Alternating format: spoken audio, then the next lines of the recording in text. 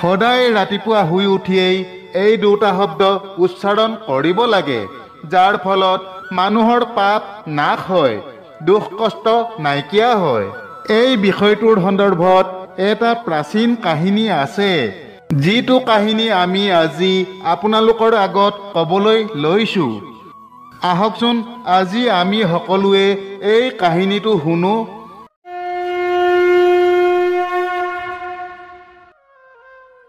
প্ৰাচীন কালৰ কথা।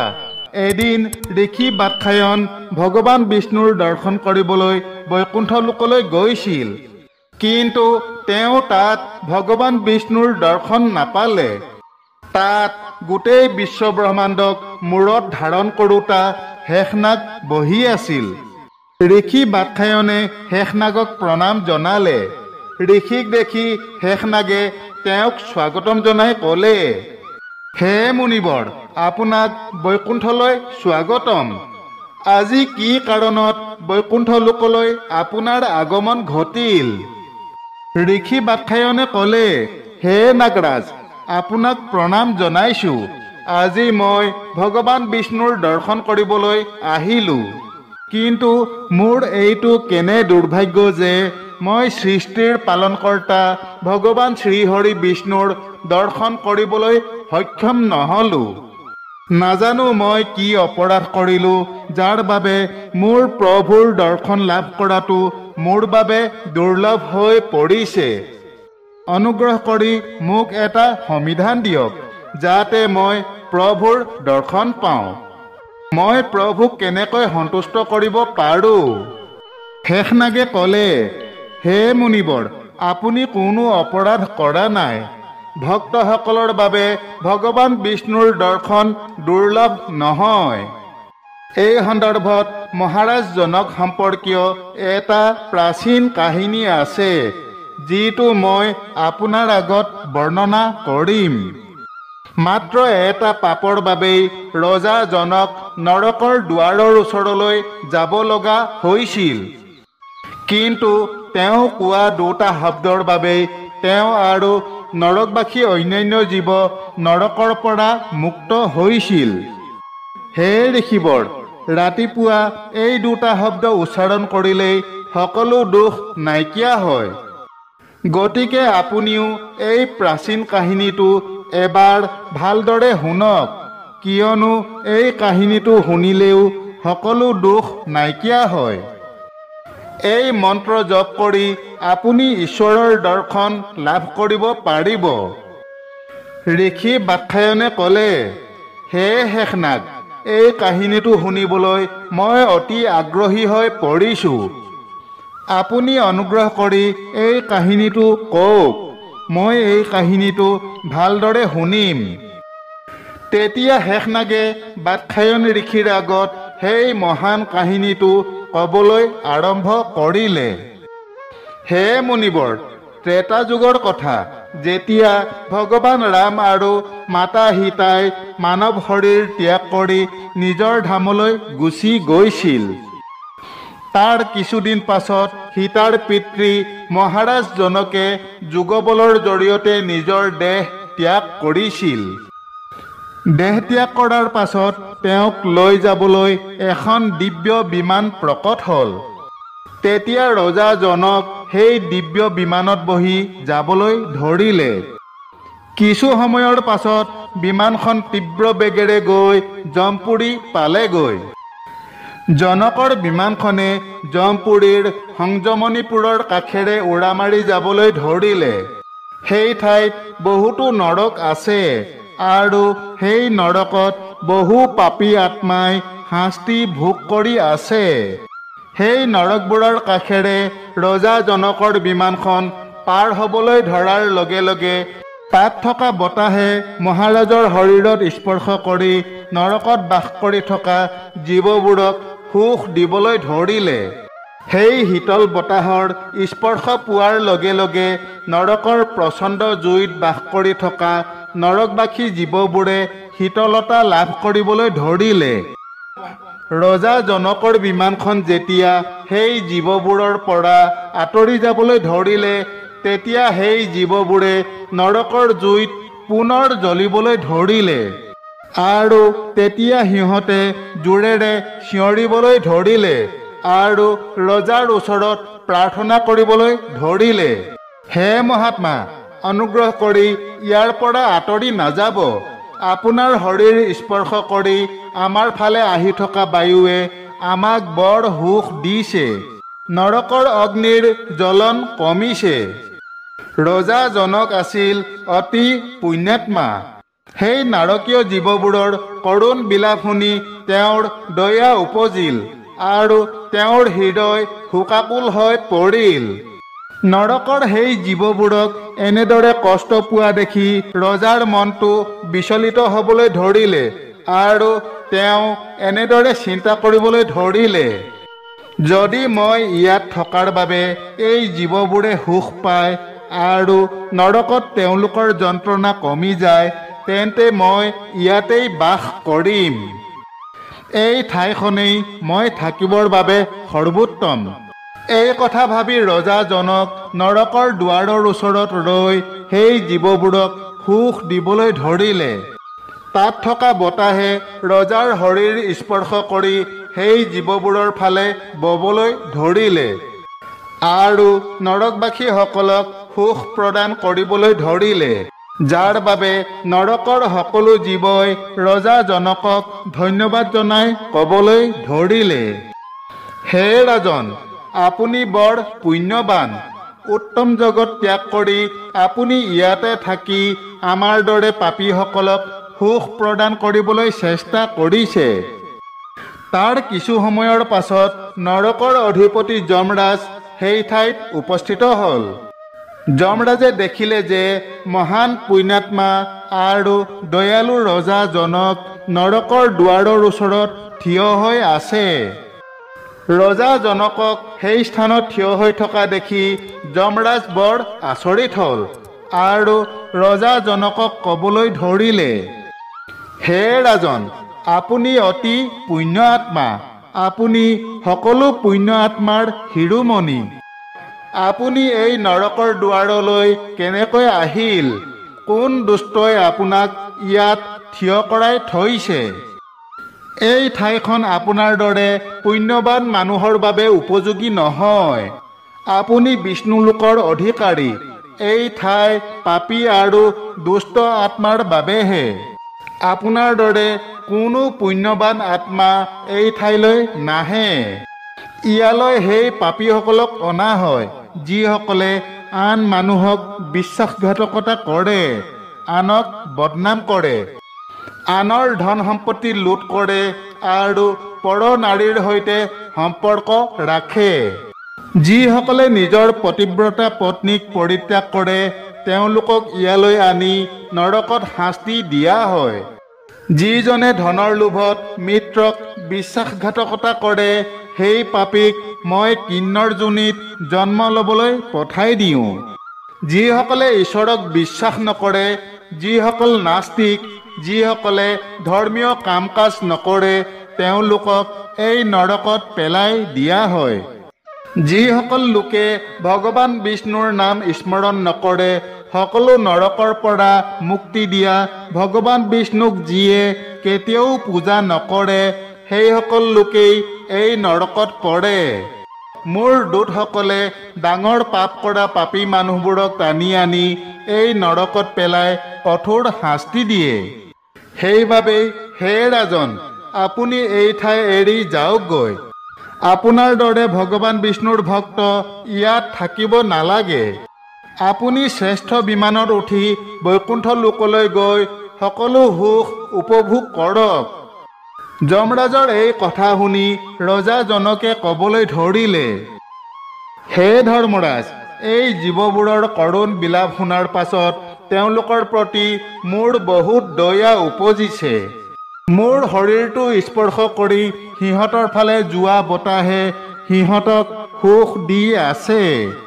সেইবাবেই মই এই জীৱবোৰক এনে দুখত এৰিব নোৱাৰোঁ। আপুনি যদি এই জীৱবোৰ নৰকৰ পৰা মুক্তি দিয়ে, তেন্তে মই ইয়াৰ পৰা গুচি যাম। তেতিয়া যমৰাজে ক'লে, হে ৰাজন, আপোনাৰ সন্মুখত থিয় হৈ থকা এই পাপীয়ে তাৰ বন্ধুৰ পত্নীক অত্যাচাৰ কৰিছিল, যিয়ে তাক নিজৰ ভায়েক বুলি ভাবিছিল। সেইবাবেই মই ইয়াক 1000 বছৰলৈ এই নৰকত ৰাখিছোঁ। নৰকৰ শাস্তি ভোগ কৰাৰ পাছত ইয়াক গাহৰিৰ গৰ্ভত দিয়া হ'ব। আপোনাৰ সন্মুখত থিয় হৈ থকা এই দ্বিতীয় পাপীয়ে বলপূৰ্বকভাৱে আন নাৰীৰ লগত সম্ভোগ কৰিছে। সেইবাবেই তেওঁক 100 বছৰ ধৰি ৰৌৰৱ নামৰ এই নৰকত ৰখা হৈছে। আৰু তাৰ ওচৰত থিয় হৈ থকা এই তৃতীয় পাপীজন অতি ঘৃণনীয়। ই আনৰ ধন চুৰি কৰিছে।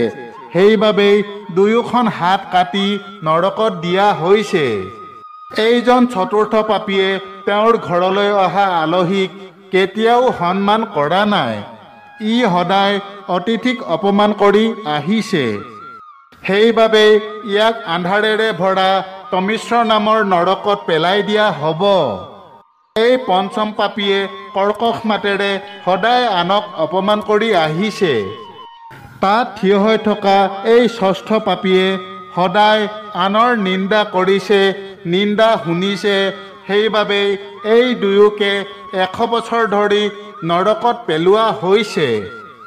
এই মহিলাগৰাকীয়ে কেতিয়াও স্বামীক সন্মান কৰা নাই, সদায় স্বামীক অপমান কৰি আহিছে। এইকাৰণে তেওঁ নৰকত কষ্ট পাব লগা হৈছে। এই আনগৰাকী মহিলাই ব্যভিচাৰ কৰিছিল।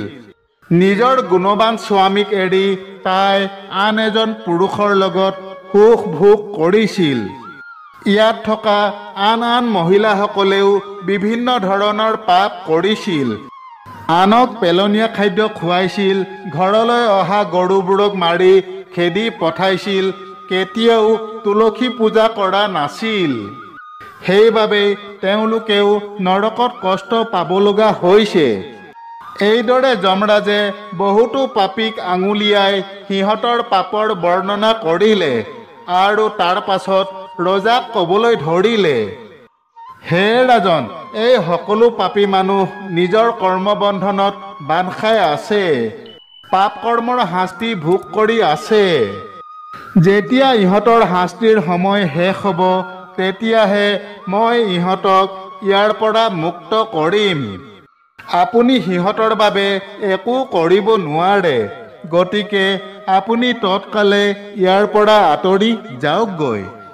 তেতিয়া ৰজা জনকে ক'বলৈ ধৰিলে, হে ধৰ্মৰাজ, মই ভগৱান বিষ্ণুৰ পৰম ভক্ত। এই জীৱবোৰৰ দুখ কষ্ট দেখি মই সহ্য কৰিব নোৱাৰা হৈছোঁ। আপুনি অনুগ্ৰহ কৰি এই জীৱবোৰৰ মুক্তিৰ উপায় দিয়ক। যমৰাজে ক'লে, হে ৰাজন, এই পাপীসকলে কেতিয়াও ভগৱান বিষ্ণুক পূজা কৰা নাই। তেন্তে এই পাপীসকলে কেনেকৈ নৰকৰ পৰা মুক্তি পাব? এবাৰ নৰকত পৰি যোৱা এই পাপী জীৱবোৰে ভগৱান বিষ্ণুৰ নামটো মনত পেলাব নোৱাৰে। কিন্তু যদি আপুনি অৰ্জন কৰা পুণ্যফলৰ ভাগ এই পাপীসকলক প্ৰদান কৰে, তেন্তে তেওঁলোক মুক্ত হ'ব পাৰিব।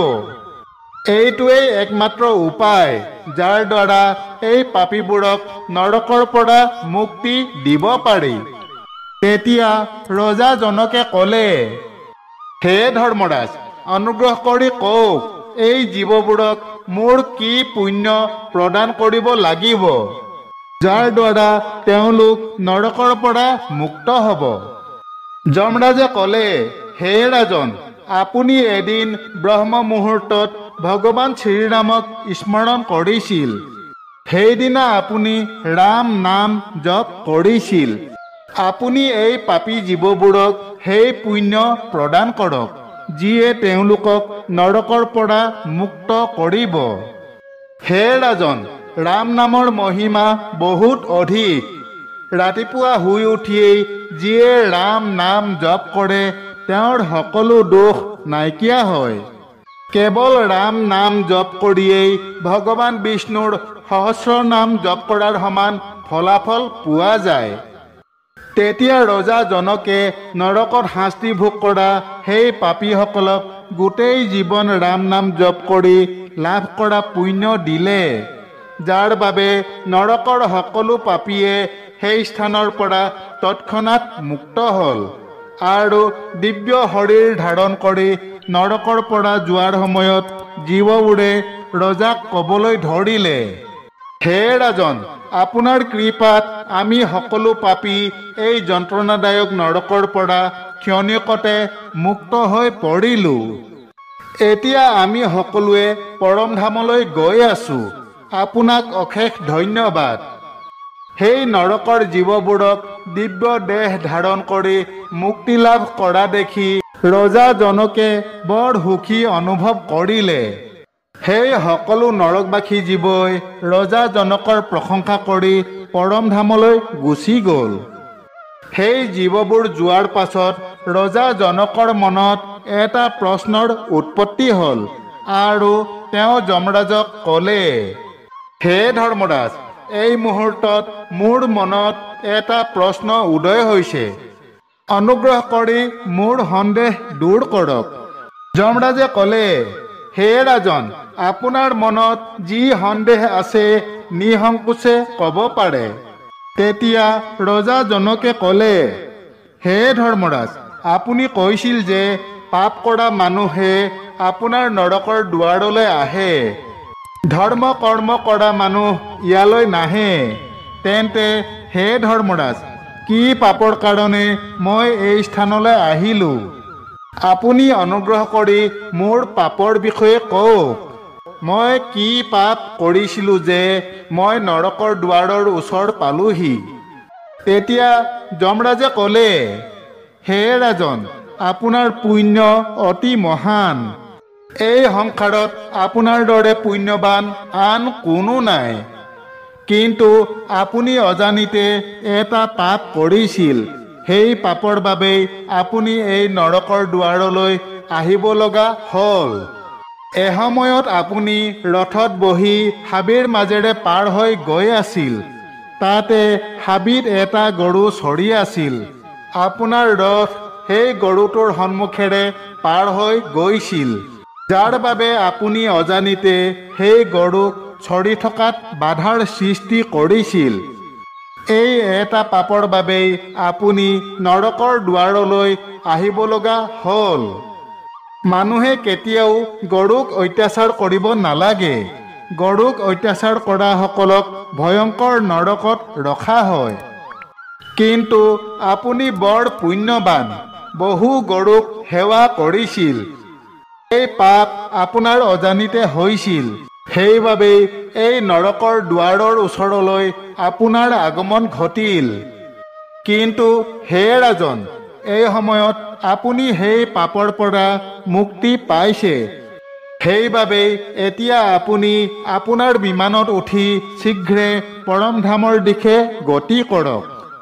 তেতিয়া ৰজাজনকে যমৰাজক প্ৰণাম কৰি সেই দিব্য বিমানত উঠি বৈকুণ্ঠ লোকলৈ গুচি গ'ল। শেষনাগে ক'লে, হে মুনিবৰ, ৰাতিপুৱা ৰাম নাম জপ কৰি এইদৰে ৰজাজনকে অৰ্জন কৰা পুণ্যৰ বাবে নৰকবাসী জীৱবোৰ মুক্ত হ'ল। সেইবাবেই মানুহে প্ৰতিদিনে ৰাতিপুৱা সাৰ পোৱাৰ পাছত এই দুটা শব্দ উচ্চাৰণ কৰা উচিত। যি মনুষ্যই ৰাতিপুৱাই ৰাম নাম জপ কৰে তেওঁৰ সকলো দোষ নাশ হৈ যায় আৰু তেওঁ কেতিয়াও কোনো দুৰ্ভাগ্যৰ সন্মুখীন নহয়। তেতিয়া ঋষি বাৎসায়নে ক'লে, হে শেষনাগ, ৰাম নামৰ মহিমাৰ বিষয়ে কোৱাৰ বাবে আপোনাক ধন্যবাদ। আপোনাৰ কথা শুনি মই অত্যন্ত সন্তুষ্ট হৈছোঁ। তাৰ পাছত ঋষি বাৎসায়নে নিজৰ আশ্ৰমলৈ ঘূৰি গৈ প্ৰতিদিনে পুৱা সাৰ পাই ৰাম নাম জপ কৰি ভগৱান শ্ৰীৰামক স্মৰণ কৰিবলৈ ধৰিলে। তাৰ কিছুদিন পাছত এদিন স্বয়ং ভগৱান বিষ্ণুৱে আশ্ৰমত প্ৰকট হৈ তেওঁক দৰ্শন দি ক'বলৈ ধৰিলে, হে ঋষি, তোমাৰ ভক্তিত মই অতি প্ৰসন্ন হৈছোঁ। এতিয়া এই দিব্য বিমানত আৰোহণ কৰি বৈকুণ্ঠ লোকলৈ যোৱা আৰু তাত মোৰ লগত চিৰদিন বাস কৰা।